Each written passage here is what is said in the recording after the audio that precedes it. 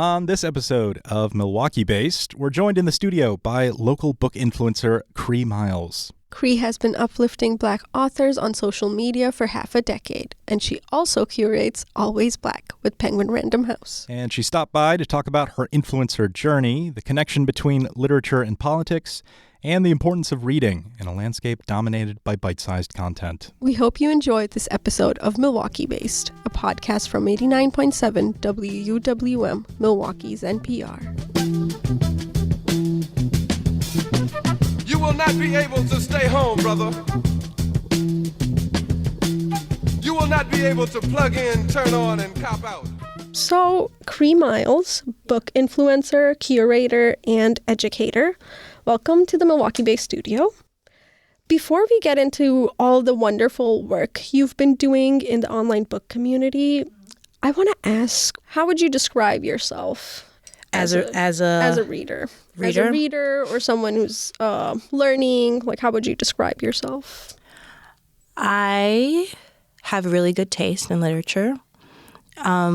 I think for the most part, literature should be used to help you think critically and not to not think. And my reading reflects that. I am, my home base is the Black literary tradition. So the Richard Wrights and Toni Morrison and Alice Walker and Gloria Naylor, Zora Neale Hurston, Baldwin. That's my home base. And then I stray from that when I dive into contemporary writers who are writing in that tradition. So during our sound test, I mentioned Brandon Taylor. He's one of the best contemporary writers on the planet. So that is my relationship with literature. Mm-hmm. And then you kind of got your start as an influencer around 2019, is that right? Yeah, 2019, 2018, yeah. What was the book influencer scene like when you first started? Well, I mean, like most things in this country, very white and escapee. I have on a cable knit sweater and I'm drinking a mug of something big and I'm reading this beautiful novel. And so that annoyed me because I had just finished reading Their Eyes Were Watching God, and Janie was making these radical choices for herself in the 30s, just taking her life into her own hands, which was really was impacting me as a 20-something who is getting all these influences from the outside world, primarily my parents, who's this is what you're supposed to be doing. And I was but this is what my heart is telling me to do. And I was getting confirmation that I was following the right path from the books that I was reading. So I just felt we needed other options in the digital book space. Yes, you can read and cozy up and stuff, but also you can read and then act differently, So that's what I was rooted in, I think. And eventually your book reviews kind of started getting traction. And in 2021, you led this readathon with Penguin Random House. Yeah. There was a lot going on in the country at the time, yeah. COVID and George Floyd protests. What was that experience like, sharing those books together? I think at this point, because I'm so deep into this career, that my legacy is just promoting, uplifting, and celebrating Black literature, which is wonderful. And so I guess in a lot of ways, I think that was my contribution to that moment, even though that is just my contribution to society at large. But of course, it had a magnifying glass on it because we were just ultra sensitive to all of the ways that we rub up against each other racially. And while I guess we always are, it was just coming to a head at that moment. People were saying things that they hadn't said before, and there were just debates happening in public forums that weren't happening before. And it was really wonderful to put that readathon on at that moment. People were DMing me I had never even heard of Beloved. And then to tell them that it was based on a true story is one way that the United States really did their big one was how they have remarketed what was happening in the antebellum South during slavery. Mm-hmm. So just everybody's always shocked by these anecdotal stories, and it's just it gets worse. This isn't even, So it's just it was nice to expose people to that, I guess. Yeah, and that readathon eventually led to Always Black, your current project with Penguin Random House. How did that come together? How did that come out of what you just talked about? Honestly, they were just geniuses at the helm at Penguin Random House, people who really wanted to push the envelope of how publishing showed up digitally and just like at large in the world. And they just saw me as a co-conspirator in that movement. So it was pitched to me as like it was going to be akin to Netflix's Strong Black Lead, except it was going to be for literature. And I mean, it's been fun. Penguin has a vast, comprehensive backlist that is just beautiful. And I get a lot of free books, so that's also also wonderful. That's a big plus. Yeah, for sure. Mm-hmm. And how has it like grown over the past 4 years? Have people been like really receptive to it? Are there any plans to expand on it? Yeah, I mean, we kind of started on the heels of COVID, so we really want to get back to in-person things, like as much as we can. So I think that's really what our next like lift is. How can we see each other and look each other in the face more at an always Black, like centered or sponsored situation? And your platform has also allowed you to like spotlight Milwaukee in particular. Mm-hmm. How has Milwaukee's literary scene grown over the years? Every space has artists, like we were talking about the scrappy nature of Milwaukee. And I think that is very prevalent in the art and writing and dance that comes out of the city. Like the homie, shout out to Dr. Liston, Monique. Last year we did a project where we hosted salons at our house, which was really fun. So I feel like that has been like a contribution to Milwaukee's literary scene. Shout out to Rooted, the children's bookstore, and shout out to Niche. And of course, shout out to Boswell. Hi, Daniel. I got the book. I'm very excited. But I just feel like it's a continuation. I don't think it's like, oh, it's a new thing. Milwaukee values literature. I think we always have. And things just ebb and flow. And it's kind of just at the forefront right now.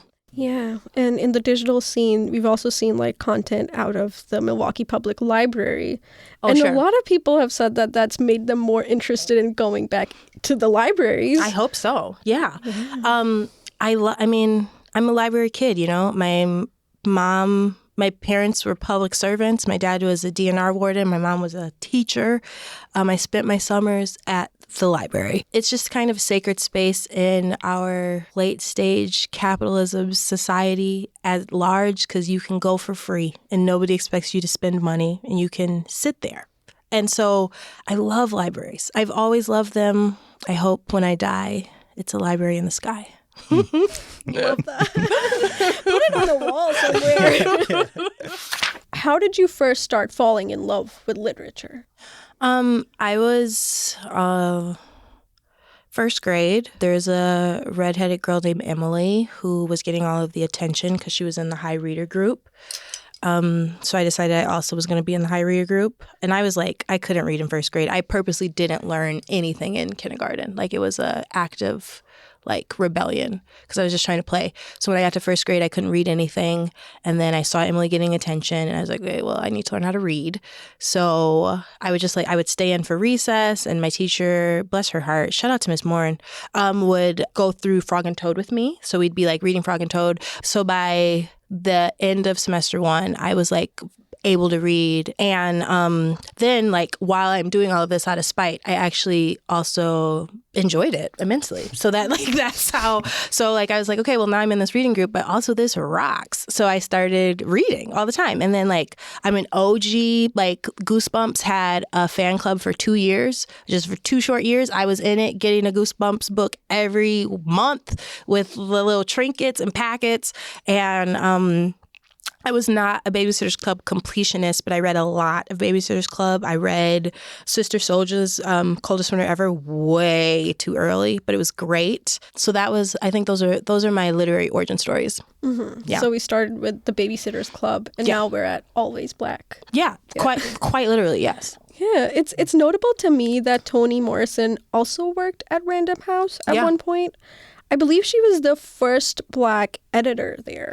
Yeah, she was. Yeah, and how has that influenced your life? Did it feel like a full circle moment for you?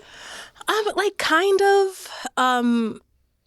Toni Morrison was purposely really private, so I think a lot of times the stands, which I am one of, we place things on her that are unfair because we don't actually know how she felt about things. But it was humbling to be able to get picked up to do this project under the same corporation that Toni was like working with and fighting and arguing with to get. She really brought like a second renaissance sort of single-handedly with the books that she was publishing. They wouldn't have gotten, like Angela Davis's autobiography wouldn't have gotten published. Muhammad Ali's wouldn't have gotten published. Gail Jones, we wouldn't know about her. So it's just Toni K. Bambara. Like she brought us writers that we would not know about. So I think in a lot of ways her work was way more important than mine, but mine is fun, and I do take people knowing like the names that I listed and Toni Morrison in general. I do take people knowing them seriously, and I feel like they should be common knowledge in the same way like Abraham Lincoln is common knowledge, you know. Yeah, I guess you both are like educators in your own way. Yeah, for sure. Yeah. Mm-hmm. What is that like connection between like politics and literature for you?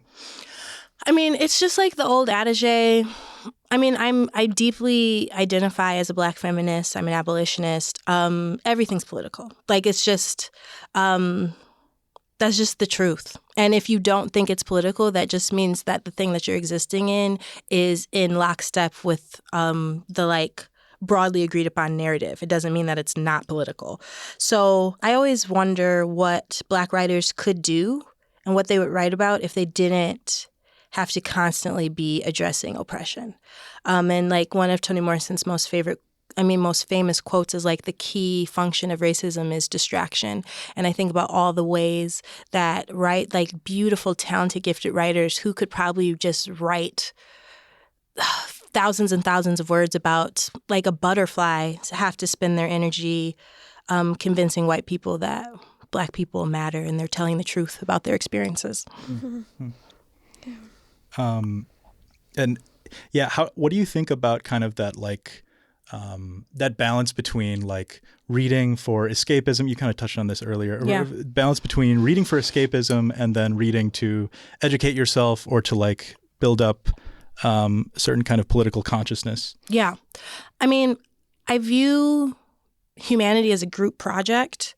And so we all kind of have to know the information to get an A on the test, which like would be like the climate. And so I'm not anti-escapism. I'm really not. Back in the day, I watched the Kardashians. I love reality television.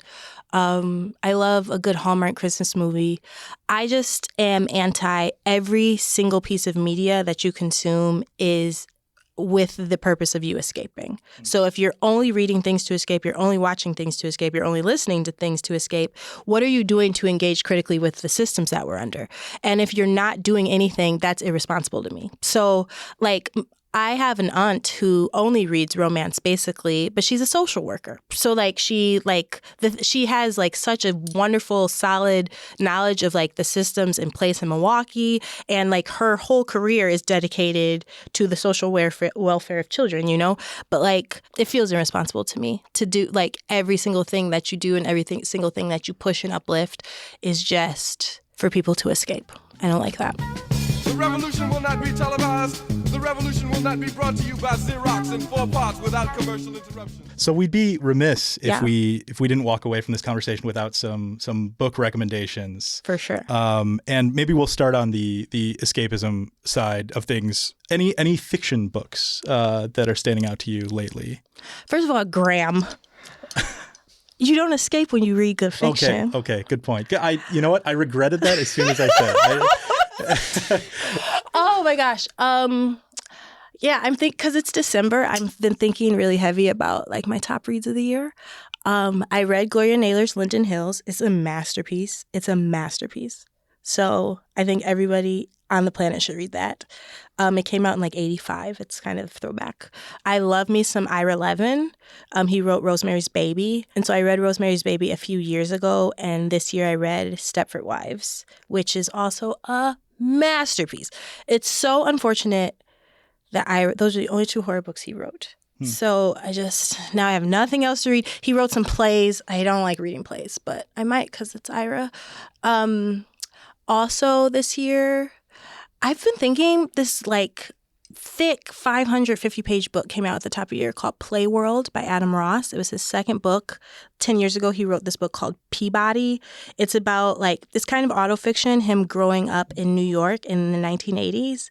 Banger. Like the first 100 pages, he's really world building, so you just got to go with it. But once we're over that hump, it's so good. It's so fun. Like I said, Brandon Taylor is an auto read. I'm reading his third novel, fourth book right now. Black Minor Figures is wonderful. I also loved his debut, Real Life, which is what made him an auto read for me. And actually, he almost finished a degree at the University of Wisconsin, but then he switched to writing and went to Iowa's Writers Workshop. So Wisconsin is always referenced in his books. Like the main character in this book, Wyeth, got his art degree from the University of Wisconsin-Madison. Okay. So that one is wonderful. Also right now I'm reading The Sellout by Paul Beatty. It won the Booker in 2015 or 16, and he's the only American that has won the Booker. And it's good. It's good. What else have I read this year that is like bubbling to the top of my brain right now? Trick Mirrors, Gia Tolentino. It came out in like 2019, but she is the vine, we are the branches. She's our Joan Didion. So I'm so glad I read that. I keep rereading passages because it's so masterfully put together. So yeah, a lot of backlists, which I'm always usually just good because I just know it's good. Then I don't have to get 50 pages in, waste 4 hours of my life, and I'm like, oh, this sucks. So yeah. I love that trust in your taste. Oh, for sure. Oh, yes. Of if you've cultivated this taste, you can judge a book by its cover. Oh my gosh, yes. And also yes, by what the reviews are saying. Also, all the blurbs, y'all are lying.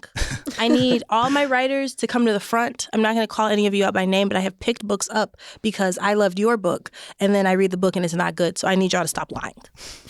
To redeem myself here a little bit, what do you think about the power of fiction to not just be an escape from life, but to lead you to engage with life, engage with systems and politics? I think when we're honest with ourselves, we recognize, ourselves as humans, I think we recognize the fact that we live our life in stories. We're all adults now, so what we have from our childhood is stories that we tell ourselves and that are also literally open to interpretation. I was cleaning out my office yesterday. I'm reading my journal from 1996 to I was 6 to 2006. So 10 years, 6 to 16. And the narrative of the house that I grew up in at that time, I was so frustrated with my parents and I just felt like no one heard me and et cetera, is so different than the story that I tell myself now about my childhood, which I had a great childhood. I had fun. Like I said, we were at the library all the time. So what we tell ourselves and how we tell ourselves determines everything. It just does. And when I think about, I have 3 kids, so the Wildcrats is on all the time. And I think about their whole concept of super creature power. And I think humans, it's our imagination. That's our actual superpower. Because everything in this room came from a human's imagination and now we're looking at it. And that's just so much more interesting to me than plain old facts. Though facts are crucial. So we're not going to discount them. The stories that you tell have to be accurately rooted in historical truth, hopefully. But even that, I don't even think they have to be at odds with each other. Because some beautiful creative nonfiction rocks my world. Oh, I read King Leopold's Ghost this year. It's about the genocide that happened in the Congo at the hands of Leopold. It's a masterpiece. It's beautiful. So yes, writers, just whatever you're going to write, just write it in a compelling way that shows that you really want people to resonate with this story, whether it's an imagined story or a true story. That's a great segue. Any nonfiction books that you've been enjoying lately? I should phone the homie Tracy. Well, definitely King Leopold's Ghost was wonderful. A lot of my nonfiction is just about the civil rights movement. We really did our big one. So Megger and Merle by Joy Ann Reid. Also excellent. I read that this year.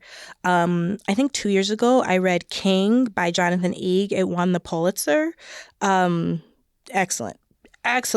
Malcolm X would have been 100 2025. I think his birthday was in August. So like kind of celebrating the centennial of the Big Dog that came out by Alex Haley. Is that the one that the film is based on? Yes, precisely. Yeah, okay. Just like required reading for sure. Angela Davis's autobiography, required reading. Asada Shakur's autobiography. Oh my gosh, Birthing a Slave. Ooh, Margaret. I can't remember her. Starts with the S. Margaret Schwartz. It came out through Harvard's press, so like it's an academic text. Dense, but worth it. Like completely worth it. I'm halfway through How the Word is Passed by Clint Smith. It's just heavy, dude. Yeah, and I mean, a lot of these writers that I'm mentioning like are also like literally poets. So that like, you know, just good writing. Yeah. Yeah, they have a way to like engage the readers, even if the text is like heavy or the topics that they're discussing are like something that. Absolutely. Yeah. Oh, love some poetic prose. You know what I'm saying? Yeah. It'll help you get like where. Let's go to the syntactical level.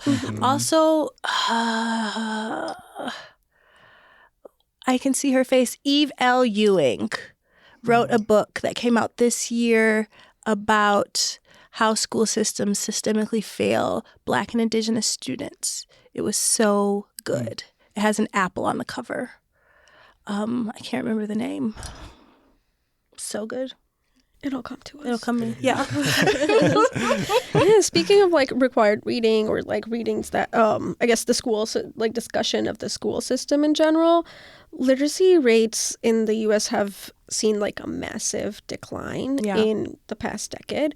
In Milwaukee alone, there's been like, I think only 25% of MPS fourth grade readers can read at like a basic level. What are your thoughts about like this growing or rather declining literacy rate as like a role model or a book influencer? Well, one, it's just absolutely devastating and it terrifies me. I look for the language all the time to get people to understand how important reading comprehension is. Because I think a lot of times when we're talking about reading on a level, people can we're at a state in our society that people can physically read anything. Like you put the Declaration of Independence in front of most adults. They can read the words, but do they understand what is being said in the text? And that's my beef with constantly escaping. Because like, it's not always supposed, like some text you struggle with it by design. Like Beloved is hard on purpose because Morrison was like the topic that I'm like tangling with and like the historical space that we're in, it shouldn't be easy. Like it's a very complicated thing. And so I hate it. Like I just hate it. And I just wish people took it more seriously. And I think that at the end of the day, it just kind of starts at home. Like, do you foster a culture of reading in your house? Is reading like a non-negotiable? My oldest is 15, was off the walls in classrooms, just like couldn't sit still, was losing a glove and a hat and a boot every 20 minutes. But it was never an option whether or not he could read or and was not a strong reader, because that's more important than anything. And I think we have distracted and escaped ourselves to to the point of ignorance. And it just upset. Like, just sit down and struggle with something.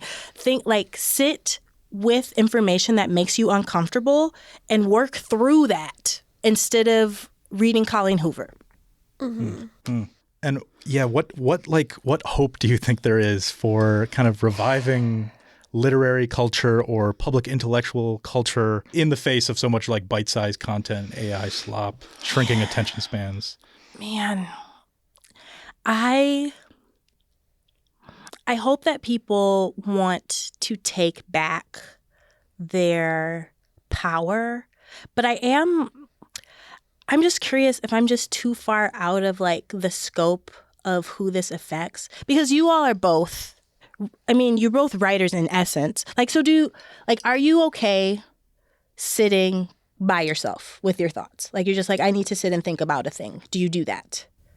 I found out because of social media now that there are so many people who like are terrified of that. And that's all I want to do. Like, if it wasn't 15 degrees outside today, I would go take a 90-minute walk and just think. And so the fact that people don't want to do, why? Yeah. Like, I don't, and then maybe I'm not like, are things rough? Like, if you are sitting and thinking about things, is it going to take you back to a place that you don't want to deal with, which I need to be sensitive to? But I don't know why people don't want to think. I don't understand. Oh, but I did. I'm about to ramble, so you guys That's all right. Ramble, please. Okay. Go on. I follow a creator, and I don't remember his name because I just started following him, but he talks about like different ways that like the elite move. And he just put out this video about how in elite households or like high capital households or whatever, which I don't know,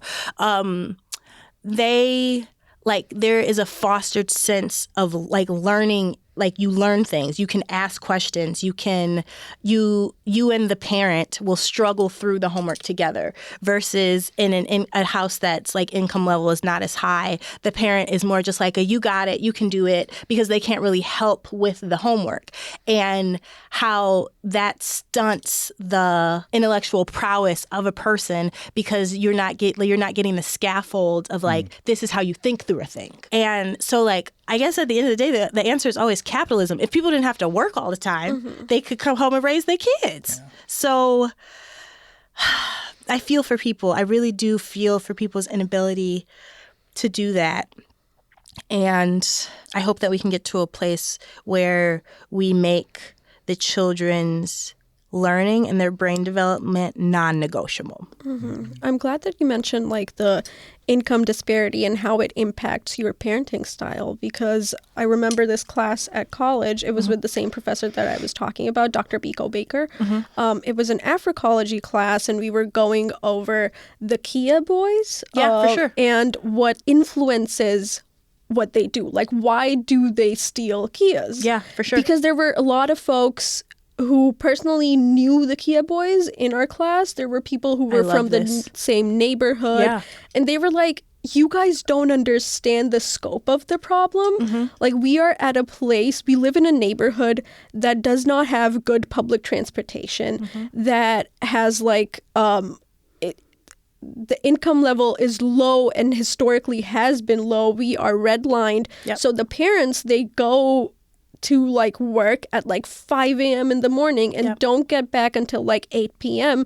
So no one's really parenting the kids. Not only that, they aren't able to see representations of themselves in like local media or like their local networks. And so it's not the rise of the anti-intellectual movement. It's like other systemic problems that are stopping them from like sitting down and thinking. For sure. And so it's like, it's a larger problem that a lot of folks just do not want to look at. It's so much easier to just like kind of moralistically like finger wag without addressing like the root causes or trying to alleviate material needs. Yeah, it's easier to say that TikTok is the problem rather than, hey, the systems that we put in place are impacting our kids. Absolutely. And like, I substitute taught in MPS for years. And then in my first job out of college, I was a para for a charter school for a year and a half. I have never met, in the middle of the city, I have never met a parent who didn't want to parent their child. I like never in any of the schools that I was at, I did not meet a parent who was not like thinking about, invested in, concerned about their child. But it really is like that or eat, that or pay the rent so that the child has a place to sleep. And so it's rough. And yeah, yes, we can point our fingers at social media to some degree, but I live with a 15-year-old who has unfettered access to the internet, honestly, in my revolutionary style, and is on honor roll. So it is modeling. Like, parenting is so much work. And I think about how much work parenting is against the dichotomy of how easy it is to make a child. And you just get thrown into it, and I wish people had more resources. Yeah, coming back to like the digital discussion, how do you like balance both the criticism that digital spaces are getting for influencing the rise of anti-intellectualism, but also putting out content that like makes people want to read? Like how do you navigate both of those? I mean, I'm an OG. Like in Facebook started in 2004, I was 14. So, and especially with these algorithms, whatever it's feeding you, that you're telling it to feed you that. And so if you're getting junk, you need to switch what you're looking at. First of all, you'll get better stuff. And then as far as just like the undeniable addictive nature of social media, I just locked myself out. Like I'm locked out right now. And I really just like put a timer on, like I'm going to be on for like 90 minutes. I'll ask one of my children to hide my phone. It really is, because it's like, I don't want people to feel shamed for the addiction. It's addictive by nature. But because I think it is helpful. And also like, that's how I make my money at this point. I can't just like divorce myself of it. Just really like doubling down on the boundary setting more than anything. It's really interesting though, just like how our phones are just like I told you guys, I just got a new camera and I'm trying to set it up and there's a QR code pop up on the screen. So I'm just like, I'm not even dealing with my phone right now. But in order to finish setting up this camera, I have to find my phone. And that's just, it's frustrating. It's just so like built into the Everything. infrastructure Yes. of the world that we live in. It's so frustrating. So I don't know. I'm thinking about getting a house phone. Like a landline. Okay. Yeah, Okay. because my like On a cord? Like my 6-year-old, like once he's like of age or whatever, I'm just like, we need to reel this in somehow. And so then he can just talk on the phone in the kitchen in front of me. It'll be perfect. So we'll see what happens. So Build that like talking on the phone skill. Yeah, literally. Call, make an appointment. Yeah. Call. So I hate phone calls. I hate them, but we got to do it, you guys. Yeah. We got to bring it back. So big things are coming for you, namely a phone. Mainly phone calls. I'm going to call. My husband hi Brian. He sets all my doctor's appointments because I do not want to talk on the phone. And he's just like, okay, child, because I get anxiety. So yes. No, that's very real. So apart from like the home phone, do you have anything else coming up that you'd like to plug? So I mean, starting this summer, I was like annotating hip hop verses, and they've gone just like uber viral, which has been fun, and it's been fun for me to dive into like exploring and finding language to why I love hip hop so much. And so I'm kind of revamping my Patreon.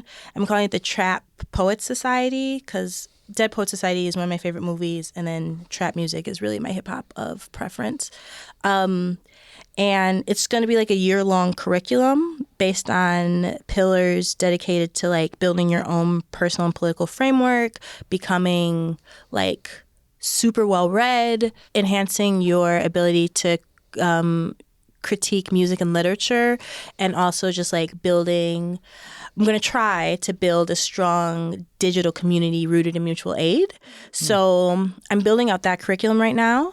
And then just working on like trying to batch some podcast episodes so I can re-up my podcast in January. And those are my big projects. This year, I mean, I started the year with like 35,000 followers on my personal page, and right now I have 163,000. So like that jump has just made me want to try to build this to scale, as Mr. Monopoly would say, so that it can be beneficial for me. Mm-hmm. Yeah. Well, Cree, thanks so much for coming in today. Thank you. Thank you. This was so wonderful. Yeah. Before we let you go, so Milwaukee Based is a podcast about Milwaukee's internet culture. Yeah. What is your favorite Milwaukee viral Steve the moment? Stoner. Steve the Stoner. No hesitation. No hesitation. Right now, he is viral for that dance he made to Kehlani song, "Come pick up your clothes, I have them folded."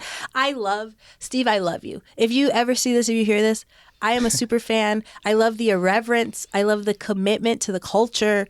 I love it all. I just like, he is pop blocking in the middle of the street on Lake Drive in front of the mansions, dancing. Yes. Free concert. It's iconic.